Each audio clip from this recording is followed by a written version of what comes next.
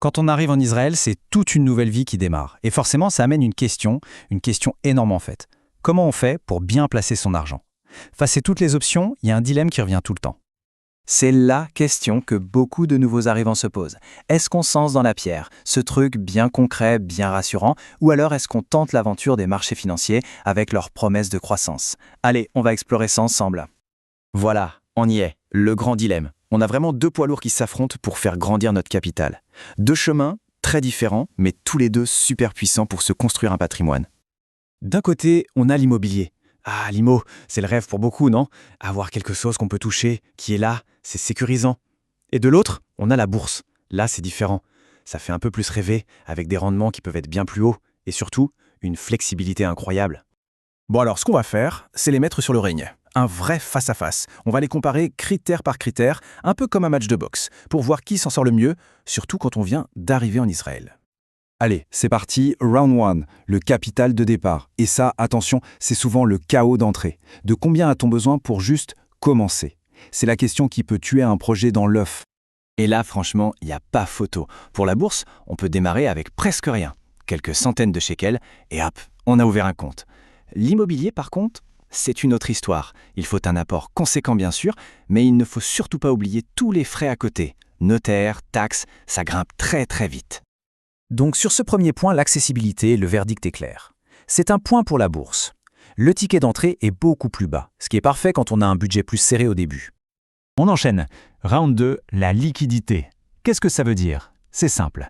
Si demain on a une urgence et qu'on a besoin de récupérer son argent, à quelle vitesse peut-on le faire? C'est un point super important. En bourse, la liquidité, c'est le top. On vend ses actions en quelques clics et l'argent est sur le compte en quelques jours. Pour l'immobilier, c'est tout l'inverse. C'est tout sauf liquide. Vendre un appart en Israël, c'est un marathon. Faut trouver l'acheteur, négocier, se battre avec les papiers, ça peut prendre des mois, voire plus. Là encore, le gagnant est évident. La bourse offre une flexibilité, une rapidité que l'immobilier ne peut tout simplement pas offrir. Point pour la bourse. Allez, round numéro 3, la gestion. En gros, combien de temps et de sueur ça va demander au quotidien? Est-ce qu'on doit s'impliquer à fond ou est-ce que ça tourne tout seul? Être propriétaire, c'est un job à temps partiel, soyons clairs. Il faut trouver les locataires, gérer les réparations, les problèmes de plomberie à 2 heures du matin. C'est de la gestion active. La bourse, au contraire, ça peut être super passif. On peut investir dans des trucs comme des ETF, des sortes de grands paniers d'actions, et on n'a plus qu'à jeter un œil de temps en temps.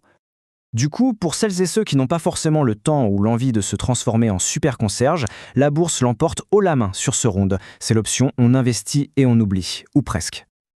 Ok, on arrive au round 4. Et là, attention, on aborde un concept un peu plus technique, mais absolument essentiel, l'effet de levier. C'est peut-être ça le vrai game changer du match. Alors l'effet de levier, c'est quoi ce truc? C'est tout bête en fait. C'est la capacité d'investir avec de l'argent qui n'est pas le nôtre. En général, l'argent de la banque. Ça permet de démultiplier sa force de frappe financière. Et sur ce terrain-là, l'immobilier est le roi absolu. En Israël, on peut obtenir une mashkanta, un prêt immobilier, et acheter un bien qui vaut, disons, 5 fois ce qu'on a mis sur la table. C'est juste un accélérateur de patrimoine incroyable. Mais il y a un gros mais. L'effet de levier, c'est une arme à double tranchant. C'est génial quand le marché monte, parce que ça amplifie les gains, mais si le marché baisse, ça amplifie aussi les pertes, et la dette, elle ne bouge pas, donc il faut y aller avec une prudence extrême. Malgré ce risque, il faut être honnête. L'accès à un effet de levier aussi puissant, c'est l'atout maître de l'immobilier. Point décisif pour l'immobilier. Le match est relancé. Bon, maintenant qu'on a vu les rounds classiques, parlons d'un joker. Un avantage spécial qui ne concerne que les nouveaux immigrants, les fameux Olim Hadashim. Et là, c'est la super bonne nouvelle. Que ce soit pour la bourse ou l'immobilier, un Olé Hadash a des avantages fiscaux énormes. On parle d'une exonération d'impôts sur les plus-values à l'étranger pendant 10 ans. C'est gigantesque. Par contre, le conseil en or, c'est de ne pas essayer de gérer ça tout seul. Il faut absolument se faire accompagner par des pros pour vraiment en profiter au maximum. Alors, après ce combat assez serré, on en est où? Comment on choisit son camp? C'est le moment de faire le point et de voir ce qui pèse le plus lourd dans la balance pour chacun. Voilà le tableau des scores en un coup d'œil. La bourse a gagné les rondes du capital de départ, de la liquidité et de la gestion facile. L'immobilier, lui, a mis un KO sur le round de l'effet de levier. Le score est serré et ça montre bien une chose, il n'y a pas une solution parfaite. Chaque option a ses forces et ses faiblesses. En fin de compte, il n'y a pas de réponse toute faite. Le choix final, il dépend de deux choses hyper personnelles.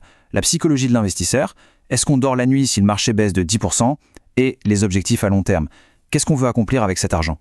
Parce qu'il ne faut pas l'oublier, un investissement, c'est bien plus qu'une simple ligne sur un relevé de compte.